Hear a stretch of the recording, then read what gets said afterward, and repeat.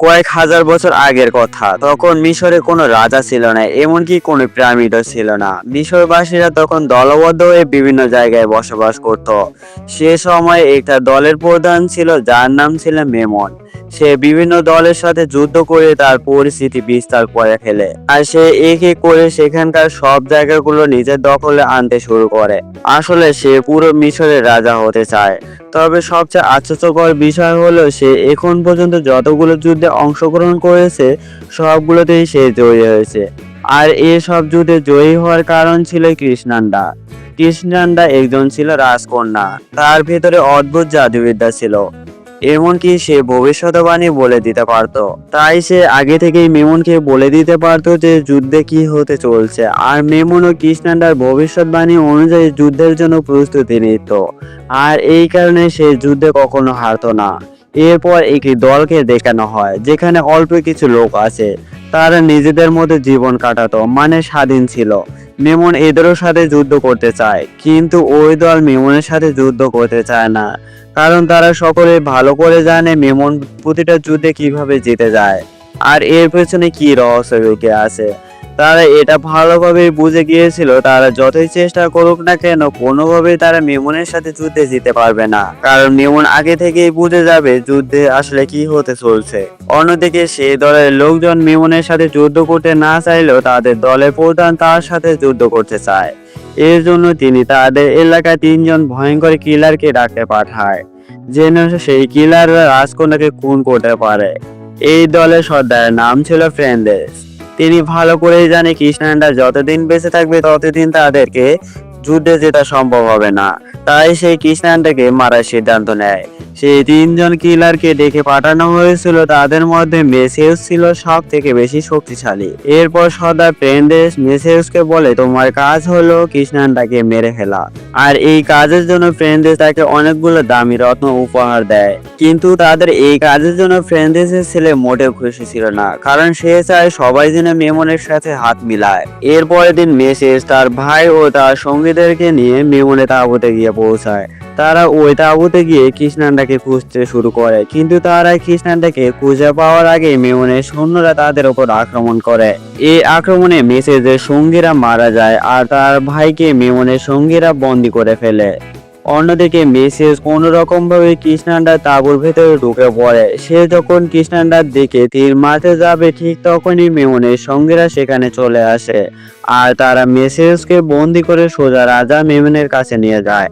সেখানে গিয়ে মেসেজ দেখে তাদেরকে এখানে যে সর্দার ফ্রেন্ডেস পার্টি ছিল তাকে তার ছেলে মেরে ফেলেছে, আর এখানে এসে মেমনের সাথে হাত মিলিয়েছে। এরপর দেখা যায় মেসেজের সামনে তার ভাইকে খুব নৃশংসভাবে মেরে ফেলে। এরপর যখন ম্যাথিউসকে মারতে যাবে ঠিক তখনই সেখানে কৃষ্ণান্ডা চলে আসে আর বলে, তুমি যদি একে মেরে ফেলো তাহলে এখানে একটা দুর্ঘটনা ঘটবে, আর আজ পর্যন্ত আমরা যা যা জিতেছি সবকিছু আমরা হারিয়ে ফেলবো, কারণ এর উপরে ঈশ্বরের আশীর্বাদ আছে। এদিকে মেমন ছিল খুব লোভী প্রকৃতির একটা মানুষ, আর তাছাড়া সে জানে কৃষ্ণান্ডা কখনো মিথ্যা কথা বলতে পারে না।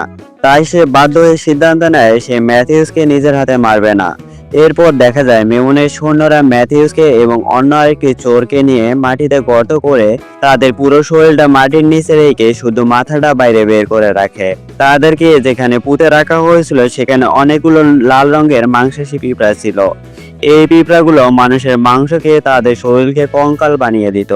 এদিকে দেখা যায় সেই পিঁপড়াগুলো আস্তে আস্তে তাদের দিকে এগিয়ে আসে। তখন সেই চোর কোনোভাবে মাটির নিচ থেকে বের হয়ে আসে, আর তারপর সে ম্যাথিউসকে মাটির নিচ থেকে বের করে। এরপর ম্যাথিউস সিদ্ধান্ত নেয় সে তার ভাই এবং তার সঙ্গীদের মৃত্যুর প্রতিশোধ নেবে।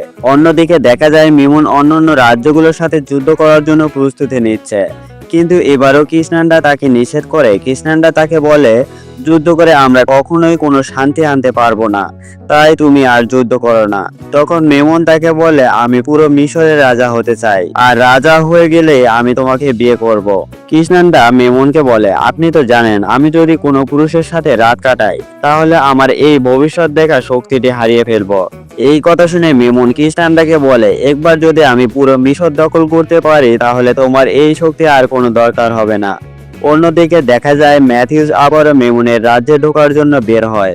সে যখন একটা জায়গায় বসে খাওয়া দাওয়া করছিল তখন সেখানে একটা বাচ্চা ছেলে তার কাছ থেকে সেই রত্নের ব্যাগটা নিয়ে পালিয়ে যায়। আর এটা সেই রত্নের ব্যাগ যেটা ফের্নান্দেজ কৃষ্ণান্ডাকে মারার জন্য দিয়েছিল। তো ম্যাথিউস বাচ্চাটা পিছু করতে শুরু করে, কিন্তু বাচ্চাটা শহরের সব অলিগলি ভালোভাবে চেনে, যার কারণে ম্যাথিউস তার সাথে পেরে উঠতে পারছিল না। কিন্তু শেষমেশ ম্যাথিউস ছেলেটাকে ধরে ফেলে আর তার কাছ থেকে ব্যাগটা নিয়ে নেয়। যেহেতু বাচ্চা ছেলেটা মেমনের রাজ্যের সব অলিগলি ভালোভাবে চেনে, তাই ম্যাথিউস তাকে বলে, তুমি যদি আমাকে মেমনের রাজপ্রাসাদে নিয়ে যেতে পারো তাহলে আমি তোমাকে খুব দামি একটা পাথর দেব। তার এই কথা শুনে বাচ্চা ছেলেটা ম্যাথিউসকে রাজপ্রাসাদের ভেতরে নিয়ে যায়। সেখানে ম্যাথিউস একটি লোককে দেখতে পায়, সে রাজপ্রাসাদের ভেতরে বোমা বানাচ্ছিল। ম্যাথিউস ওই বয়স্ক লোকটাকে জিজ্ঞেস করে মেমনকে কোথায় পাওয়া যাবে, কিন্তু এই বৃদ্ধ লোকটা ম্যাথিউসের কথার উত্তর দিতে রাজি হচ্ছিল না। এই জন্য ম্যাথিউস একটা ছুরি নিয়ে লোকটার গলায় ধরে। তখন লোকটা বাধ্য হয়ে বলতে থাকে যে মেমন এখন তার সৈন্যদের সাথে যুদ্ধের জন্য প্রশিক্ষণ করছে, তাকে মাঠে গেলেই পাওয়া যাবে। এরপর বাচ্চা ছেলেটা ম্যাথিউসকে সেই জায়গায় নিয়ে যায়, আর সেই জায়গায় যাওয়ার পর ম্যাথিউস বাচ্চা ছেলেটাকে একটি দামি পাথর উপহার দিয়ে বলে, তুমি চলে যাও। ম্যাথিউস যখন মেমনকে মারার জন্য সেই মাঠে যায়, ঠিক তখনই সে দেখতে পায় মেমনের সৈন্যরা সেই ছেলেটিকে ধরে এনেছে। সৈন্যরা তাকে জিজ্ঞেস করে, তুমি এখানে কেন এসেছো? তখন একটি সৈন্য তার হাতে থাকা দামি পাথরটি দেখতে পায়। এটা দেখার পর তারা ভাবে ছেলেটা হয়তো এখানে চুরি করতে এসেছিল। তখন মেমন তার সৈনিকদের বলে ছেলেটার হাত কেটে ফেলো। সৈনিকরা ছেলেটার হাত কাটতে গেলে ম্যাথিউ সেই সৈনিকের দিকে তীর মারে আর বাচ্চা ছেলেটিকে বাঁচিয়ে নেয়। এদিকে মেমনের সৈন্যরা ম্যাথিউসকে দেখে ফেলে আর তারা ম্যাথিউসকে আক্রমণ করে। ম্যাথিউস সেখান থেকে পালিয়ে একটি মহলে ঢুকে পড়ে। সেখানে রাজকন্যা কৃষ্ণান্ডা গোসল করছিল। ম্যাথিউস কৃষ্ণান্ডাকে দেখতে পায় এবং তাকে ধরে নিয়ে সেখান থেকে চলে যায়।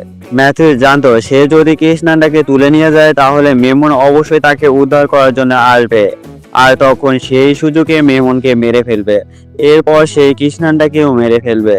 তো তারপর সেই কৃষ্ণান্ডাকে নিয়ে ভ্যালোটের দিকে রওনা দেয়। ভ্যালোটেপ হলো একটি গোলকধাঁধার মতো জায়গা, সেখানে একবার গেলে কেউ জীবিত ফিরে আসতে পারে না। এদিকে সেখানে যাওয়ার পর রাতে যখন ম্যাথিউস ঘুমাচ্ছিল তখন কৃষ্ণান্ডা সেখান থেকে পালিয়ে যাওয়ার চেষ্টা করে, কিন্তু ম্যাথিউস তাকে ধরে ফেলে। তারপর ম্যাথিউস তাকে জিজ্ঞেস করে, তুমি কি মেমনের কাছে ফিরে যেতে চাও? তখন কৃষ্ণান্ডা বলে, মেমন আমাকে ছোটবেলা থেকেই বন্দি করে রেখেছে। এরপর ম্যাথিউস তাকে জিজ্ঞেস করে, তুমি সেই দিন তাঁবুর ভেতরে আমার জীবন কেন বাঁচিয়েছিলে? তখন কৃষ্ণান্ডা তাকে বলে, আমি আমার ভবিষ্যৎ দেখতে পেয়েছিলাম যে আপনি আমাকে মেমনের রাজ্য থেকে বাইরে বের করে নিয়ে আসবেন। এই কথা শুনে ম্যাথিউস তাকে বলে, তুমি এখান থেকে চাইলে চলে যেতে পারো, তবে মনে রাখবে এই পৃথিবীতে আমার চেয়ে অনেক খারাপ মানুষ আছে, তারা তোমাকে শিয়াল কুকুরের মতো ছিঁড়ে খাবে। কৃষ্ণান্ডা সেখান থেকে যেতে চায় না, কারণ সে জানে ম্যাথিউসের কাছে সে সুরক্ষিত থাকবে, তাই সে সেখানে থাকার সিদ্ধান্ত নেয়। পরদিন সকালে ম্যাথিউস দেখতে পায় মেমনের সৈন্যরা তাকে মারার জন্য এদিকে আসতেছে। এটা দেখে ম্যাথিউস সৈন্যদের দিকে এগিয়ে যেতে থাকে। এগিয়ে যাওয়ার সময় সে বুঝতে পারে মরুভূমিতে বালির ঝড় উঠতে চলছে, তাই সে চোখে একটা কাপড় বেঁধে নেয়। কিন্তু এই বিষয়টা মেমনের সৈন্যরা বুঝতে পারে না। যখন তারা মুখোমুখি হচ্ছিল তখন সে বালির ঝড়ে এসে পড়ে, যার কারণে মেমনের সৈন্যরা কিছুই দেখতে পাচ্ছিল না। আর এই সুযোগে ম্যাথিউস মেমনের সৈন্যদের মারা শুরু করে, কিন্তু মেমনের একজন সৈনিক মারা যাওয়ার আগে কোনো রকম ভাবে ম্যাথিউসকে লক্ষ্য করে একটা বিষাক্ত তীর ছুঁড়ে মারে, যার কারণে ম্যাথিউসের সারা শরীর বিষে ছড়িয়ে পড়ে। আর এই বিষ এতটাই শক্তিশালী ছিল যে তার প্রাণ বাঁচা অসম্ভব। এরপর দেখা যায় কৃষ্ণান্ডা তার জাদু শক্তি ব্যবহার করে ম্যাথিউসের শরীরের সমস্ত বিষ বের করে ফেলে, যার কারণে ম্যাথিউসের প্রাণ বেঁচে যায়। তো পরের দিন সে মেমনকে একটা বার্তা পাঠায়। এটা দেখে মেমন বুঝতে পারে ম্যাথিউস তার সব সৈন্যকে মেরে ফেলেছে, কিন্তু মেমন তার সৈনিকদের কাছে মিথ্যা কথা বলে। সে বলে তার পাঠানো সৈনিকরা ম্যাথিউসকে মেরে ফেলেছে। তারপর মেমনের প্রধান সেনাপতি মেমনকে বারবার জিজ্ঞেস করে কৃষ্ণান্ডা কোথায়। তখন মেমন মিথ্যা কথা বলে, সে বলে তার শরীরটা বেশি ভালো না, এই জন্য সে প্রাসাদের বাইরে বের হয় না। আসলে মেমন এদের কাউকেই বলেনি যে ম্যাথিউস কৃষ্ণান্ডাকে জিম্মি করে রেখেছে। মেমনের সৈন্যরা কৃষ্ণান্ডাকে খুব বিশ্বাস করত, শুধুমাত্র কৃষ্ণান্ডা মেমনের সাথে ছিল বলেই তারা মেমনের সাথে আছে। কিন্তু পরপর কয়েকদিন খ্রিস্টানরাকে না দেখতে পেয়ে তাদের মনে সন্দেহ বাসা বাঁধে। এরপর দেখা যায় ম্যাথিউস আর খ্রিস্টানরা মরুভূমির মধ্যে পানি খোঁজ করছিল। আর তখন তাদের চোখের সামনে একটা বড় ধরনের বিস্ফোরণ হয়। সেখানে পৌঁছে ম্যাথিউস দেখে মেমনের জন্য যে লোকটা বোমা বানাচ্ছিল সেই লোকটা মেমনের রাজ্য ছেড়ে পালিয়ে এসেছে। সেই লোকটা ম্যাথিউস আর কৃষ্ণানটাকে দেখে খুব খুশি হয়। এরপর তারা চারজন মিলে আবারও পানির সন্ধান করতে থাকে। পরে কিছু দূর যাওয়ার পর তারা এক জায়গায় পানি উপরে যায়। তারা সেখানে কিছুক্ষণ বিশ্রাম নেয়। তখন সেখানে কিছু সৈন্য চলে আসে আর তাদেরকে আটক করে ফেলে। সেই সৈন্যরা তাদেরকে বন্দি করে একটা জায়গায় নিয়ে যায়। ওখানে যাওয়ার পর তারা দেখতে পায় একটা বড় দল। তারা মেমনের থেকে পালিয়ে বসবাস করছিল। সে দলে যে সর্দার ছিল তিনি আগে থেকেই ম্যাথিউসকে চিনতেন, কিন্তু তারা কেউ তাকে পছন্দ করতো না। তখন সর্দার লোকদের বলে কৃষ্ণান্ডাকে তার কাছে নিয়ে আসে। এটা দেখে ম্যাথিউস বলে কৃষ্ণান্ডাকে কিছু করার আগে আমার সাথে যুদ্ধ করতে হবে। তারপর ম্যাথিউসের সাথে সর্দারের যুদ্ধ শুরু হয়। এদিকে সর্দার খুবই শক্তিশালী থাকা সত্ত্বেও ম্যাথিউসকে হারাতে পারে না। তখন ম্যাথিউস বলে তোমার আমার শত্রু একজনই, তাই আমাদের উচিত নিজেদের মধ্যে লড়াই না করে একে অপরের পাশে থেকে মেমনের বিরুদ্ধে যুদ্ধ করা। ম্যাথিউসের এই কথা শুনে সর্দার রাজি হয়ে যায় আর তারপর তাকে সেখান থেকে যেতে বলে।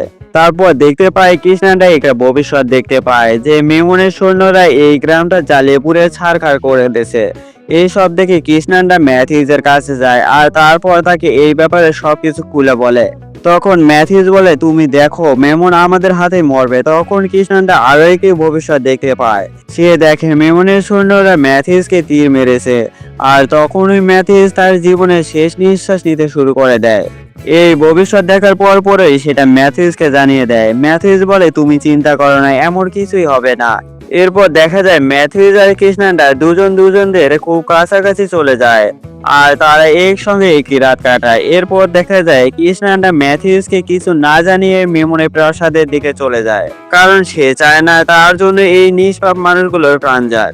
ম্যাথিউস যখন এই বিষয়টা জানতে পারে তখন সে ঠিক করে সে মেমনের প্রাসাদে যাবে, কারণ সে চায় না কৃষ্ণান্ডা আবারও মেমনের বন্দী হয়ে থাকুক।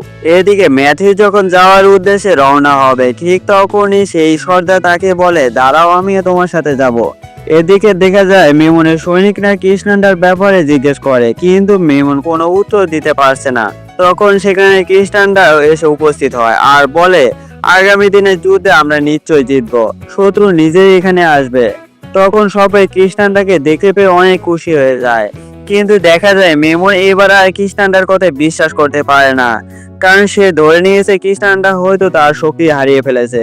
তাই সে তাকে পরীক্ষা করার জন্য তার সৈনিকদের 6টা মাটির কলস আনতে বলে আর তার মধ্যে 4টা কলসিতে সাপ ঢুকিয়ে দেয় আর 2টি কলসি ফাঁকা ছিল। তখন মেমন কৃষ্ণান্ডাকে বলে যে কলসিতে সাপ নেই, তোমাকে সেই কলসিতে হাত দিতে হবে।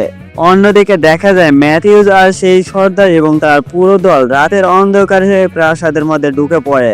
এদিকে দেখা যায় যেখানে মেমন কৃষ্ণান্ডাকে পরীক্ষা নিচ্ছিল সেখানে কৃষ্ণান্ডা একটি কলসিতে হাত দিয়ে সাপ বের করে আর বলে তুমি একজন খারাপ মানুষ। এটা শুনে মেমন অনেক রেগে যায় আর কৃষ্ণান্ডাকে মারতে যাবে, ঠিক তখনই সেখানে ম্যাথিউস চলে আসে।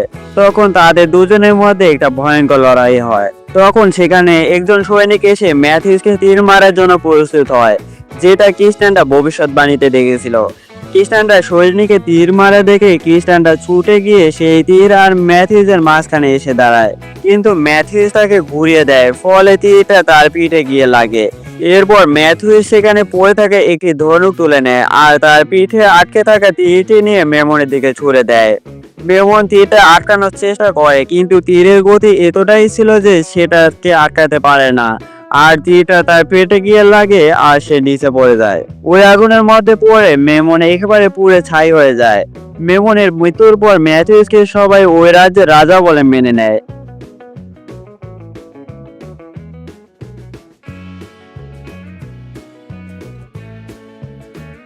কিষানরা তাকে বলে আমাদের রাজ্যে সুখ আর শান্তিতে ভরে উঠবে।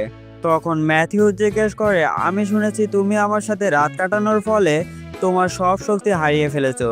উত্তরে কিষানরা ম্যাথিউসকে বলে এগুলো সবই মিথ্যা কথা, আমার শক্তি আগের মতোই আছে। আমি আসলে মেমনকে আমার থেকে দূরে সরিয়ে রাখার জন্য এমন মিথ্যা কথা বলছি। তখন ম্যাথিউস তাকে আবারও জিজ্ঞেস করে আমাদের রাজ্যে কতদিন শান্তি বিদ্যমান থাকবে। উত্তরে কৃষ্ণানরা বলে শান্তি সবসময় থাকবে। এরপর ম্যাথিউস বলে আমি আমার রাজ্যের সুখ কখনো হারাতে দেব না। আর এমন একটা সুন্দর দৃশ্যের মধ্যে আমাদের আজকের এই সুন্দর গল্পটা এখানেই শেষ হয়ে যায়। তো বন্ধুরা, কেমন ছিল আমাদের আজকের এই গল্প?